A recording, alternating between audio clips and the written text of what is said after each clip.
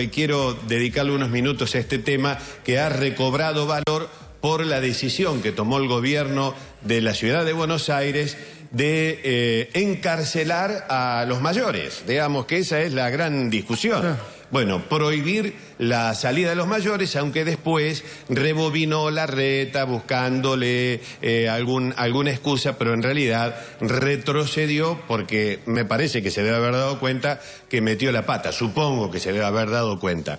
Hasta la primer ministra de Alemania, Merkel, se plantó en ese tema, en esta temática que estaba dando vuelta en el mundo, hablando de que era una prohibición de la libertad intolerable.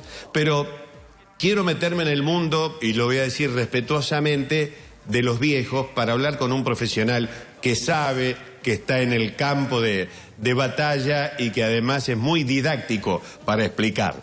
Está con nosotros allí en línea el doctor Pressman, a quien saludamos y le agradecemos la gentileza. ¿Cómo le va, Doc? Buen día. ¿Qué tal, Aldo? ¿Cómo te va? Buen día. Gracias por los conceptos. Bueno. No, bueno. Hola, hola, doctor, un abrazo. Yo no tengo la culpa de que yo no tengo la culpa de que seas un profesional prestigioso. Claro. Es todo mérito tuyo. El piropo de la docencia es el más que uno más celebra, digamos, el prestigio. Pero poder comunicar o trasladar alguna idea, eso está bueno, digamos. Y bueno, ¿y esto qué ha pasado? Contanos cómo estás. Aires? Sí. No, te escucho, sí, te escucho. Sí, te escucho. No, te iba a preguntar cómo... Te cedo la palabra, vos terminá vos y después sigo yo. No, digo que estamos aprendiendo de una enfermedad que tiene muy poco tiempo sobre el planeta, y de las pocas certezas que tenemos es que es una enfermedad muy contagiosa, contagia 3 o 4 veces más que la gripe común o el virus de la influenza. Sabemos también que suele comprometer mucho más severamente a los adultos mayores, más de 60, 70, 80, 90 años, y que la medida del aislamiento preventivo es lo que mayor efectividad ha demostrado.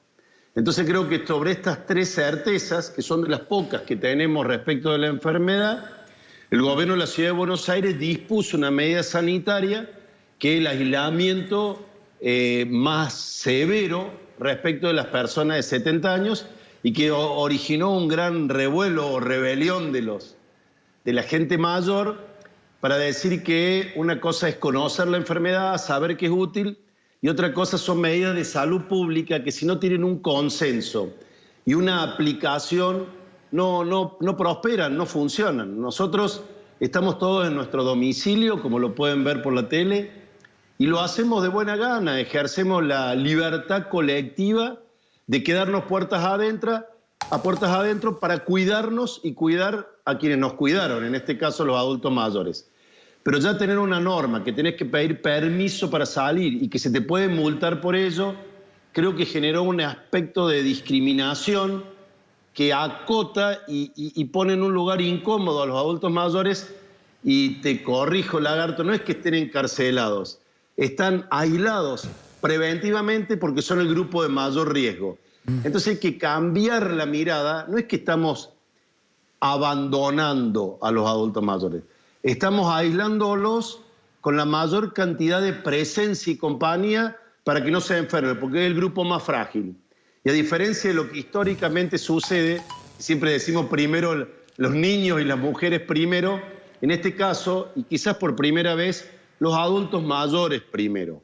Poner en un lugar no solamente de sabiduría y de conocimiento y de experiencia, sino también de cuidado, de preservación a los adultos mayores y a los colectivos donde viven los adultos mayores, que muchas veces no es el domicilio, sino que son los geriátricos.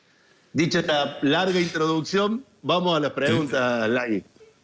Bueno, no, la pregunta era muy simple, extremadamente simple y hasta inocente, pero quería consultarte vos desde tu punto de vista, ¿cómo estás viendo a esa generación? Lo voy a decir con respeto, ¿cómo estás viendo a los viejos? ¿Cómo viven los viejos hoy? Sobre todo hablemos de los viejos, el común de la gente, digamos, la mayoría de los viejos, no aquellos que están acomodados, pero ¿cómo viven nuestros viejos? Bueno, como toda generalización, y de la cual también cometió el error el intendente de Ciudad de Buenos Aires, no se puede hablar de los viejos. Es un colectivo, como decir, hablemos de los jóvenes o de los adultos.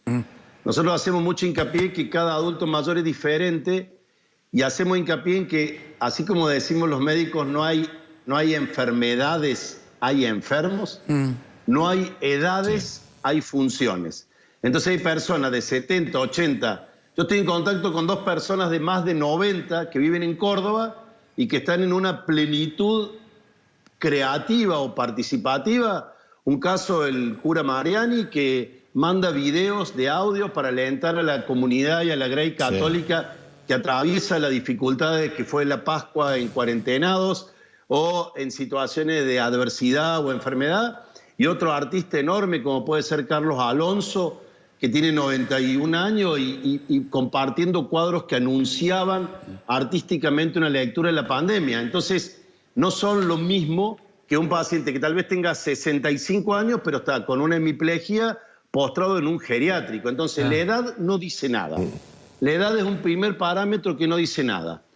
Y tampoco dice nada la edad y la condición social, porque no es lo mismo quienes sean activos partícipes en la pandemia. Hay muchos, por el caso el profesional Pedro Can, que forma parte del equipo de asesores, es una persona de más de 70 años y que constantemente tiene presencia dentro de los medios, aportando y colaborando en esta situación excepcional. Pero lo que uno percibe, y ya del lado profesional, de la pequeña muestra de pacientes que uno atiende, que se atraviesa esta situación con mucha angustia, con mucha incertidumbre, con mucho miedo, con mucha preocupación, y que se extraña de manera muy, muy sentida el abrazo, porque los cordobeses y generalmente la gente grande tiene el hábito del encuentro religioso, deportivo, familiar en la casa, en donde hijos, nietos, quizá por una tradición histórica italiana o española, de celebrar estas cuestiones familiares, y esto sí se extraña especialmente, y uno aceptó este convite de charlar con ustedes para encontrar estrategias de acompañamiento para que la soledad física del aislamiento no sea abandono y que no se perciba como soledad. O sea, establecer estos mecanismos como el que estamos haciendo ahora, a través de Skype, a través de un llamado telefónico, a través de un regalo que se le puede enviar por estos servicios. Tengo una anécdota de un colega de ustedes que en la Pascua del domingo el hijo le manda al padre que vive en el interior y está solito una canasta de Pascua con los huevos de chocolate, y eso ya le resignificó todo ese momento. Entonces hay que ir encontrando estrategias en donde tampoco hay que dejar de lado el humor, para ir encontrando formas de que la soledad no se perciba como soledad y que el aislamiento no sea abandono. Ahora, Carlos, buen día de nuevo. Más allá de que bien querido, más allá de que la iniciativa de Rodríguez Larreta es absolutamente antipática, en eso coincidimos todos, ¿entendés que están bien cuidados los viejitos, nuestros viejitos en el país? Yo creo que es difícil. Creo que ha habido en estos últimos años o en estas últimas décadas una revalorización de ese grupo poblacional, porque tiene una participación activa en la sociedad y eso es muy importante, pero además de eso creo que hay una cultura que va revirtiéndose. Venimos de una sociedad que es fuertemente gerontofóbica. Nosotros mismos nos descubrimos que cuando se pone en verde el semáforo y no arranca, decimos, esta vieja, ¿no? Sí. O por ejemplo, cuando nos ponen un 2 en matemáticas, no nos pone la profe, sino la vieja de matemáticas. Y ya de chiquito, cuando no tomábamos la sopa, no nos robaba el joven de la bolsa, nos roba el viejo de la bolsa. Claro. Entonces, hay un disvalor asociado a la vejez que se está tratando de revertir desde distintos sectores culturales, y hoy hay ámbitos como los centros de jubilados, instituciones como el CEPRAM o el Centro de Educación de Adultos Mayores de la Universidad,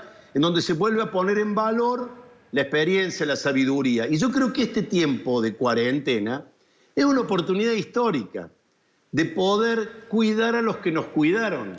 Tenemos una oportunidad histórica de devolver a nuestra vieja que nos cambió los pañales o a quien nos llevaba el plato de fideo del domingo al mediodía, ser nosotros ahora quienes nos volvemos padres de nuestros padres.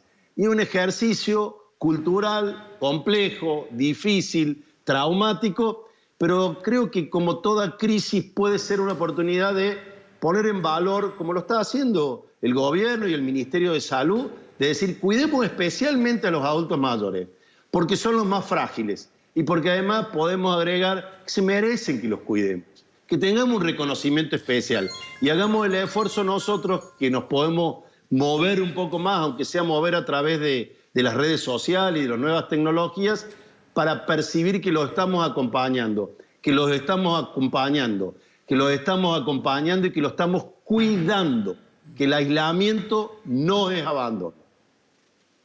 Bien. Te escuché decir que si tenían un familiar en un geriátrico y son 4 en la familia, que no hagan un solo llamado, que lo llamen los 4. Si son 5, hagan 5 llamados, porque no cuesta nada y eso seguramente, bueno, evita esto que estás planteando vos, el aislamiento. A propósito de los geriátricos, ¿vos creés que han mejorado con el paso del tiempo? ¿Están controlados? ¿Son lugares que hacen bien o hacen mal? Contame un poco tu visión sobre eso.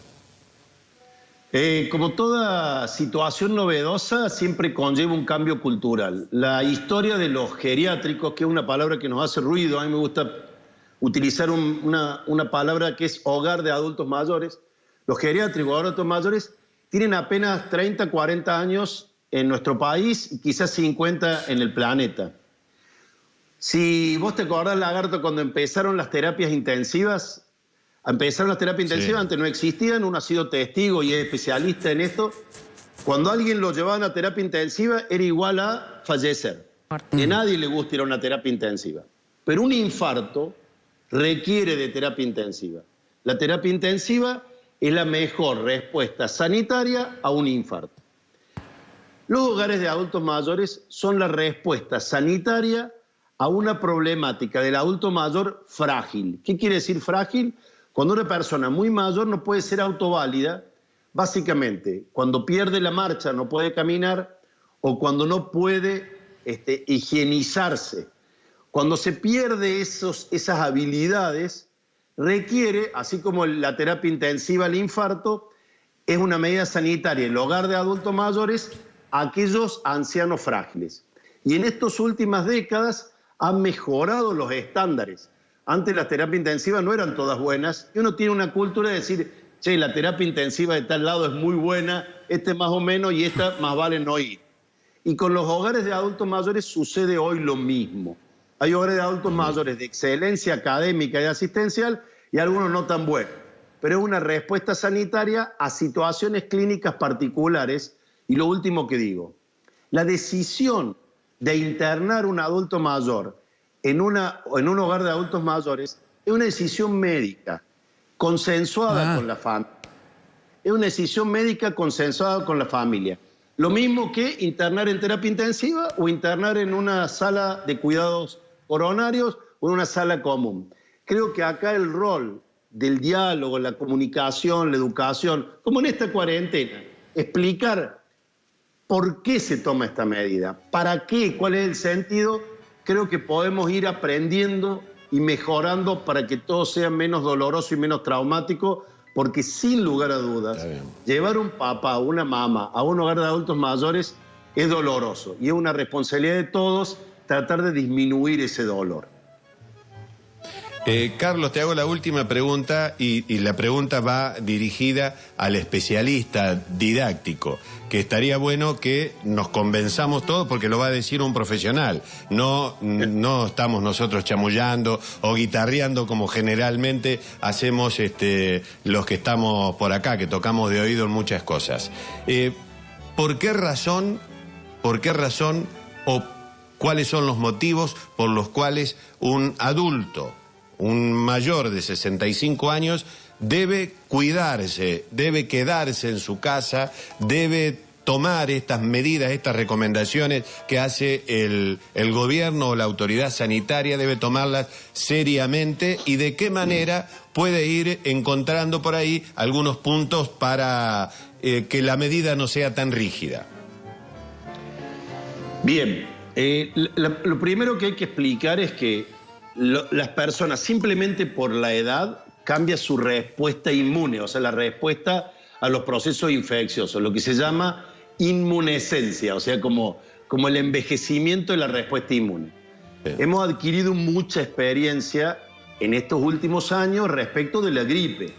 Por eso hoy ya nadie discute la validez que tiene la vacuna antigripal, la vacuna antineumococo y tomar los cuidados preventivos de, en la temporada invernal, ventilar los ambientes. Yo le escuchaba decir que hoy va a haber 32 grados.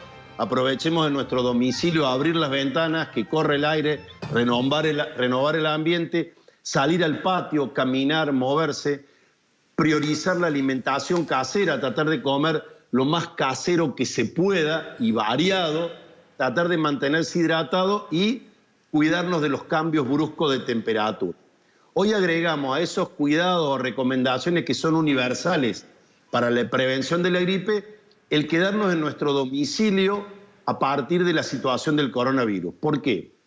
Porque es una enfermedad que todavía no conocemos cómo funciona. Y la única evidencia que tenemos es que es muy contagiosa y que en las personas muy mayores se complica el tratamiento y la asistencia.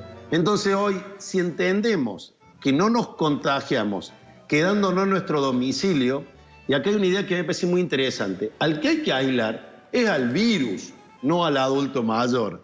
De quien no tenemos que tener contacto es con el virus. Entonces, si los adultos mayores se quedan en su domicilio, el virus no va a entrar.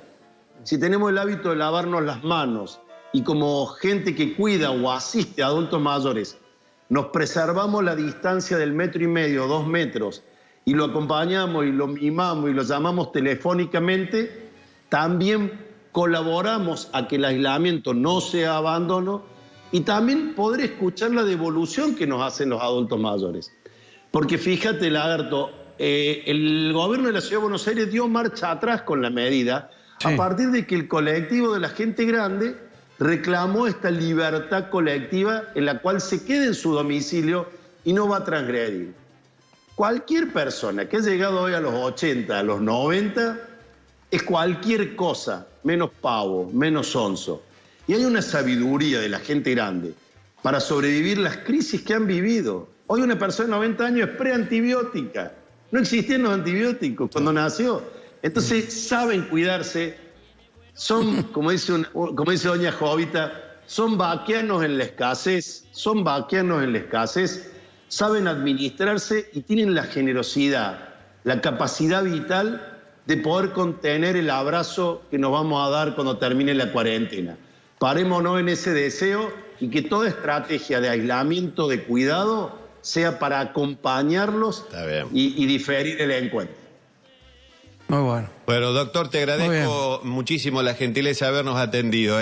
Y la última pregunta. En la batalla entre la peperina y el clorazepam, ¿quién ganó ahí? Claro, ¿cómo va ese partido, Carlos?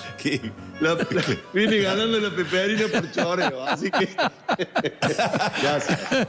Un abrazo grande, muy amable. Chao, Carlos. Hasta luego, gracias. Bueno.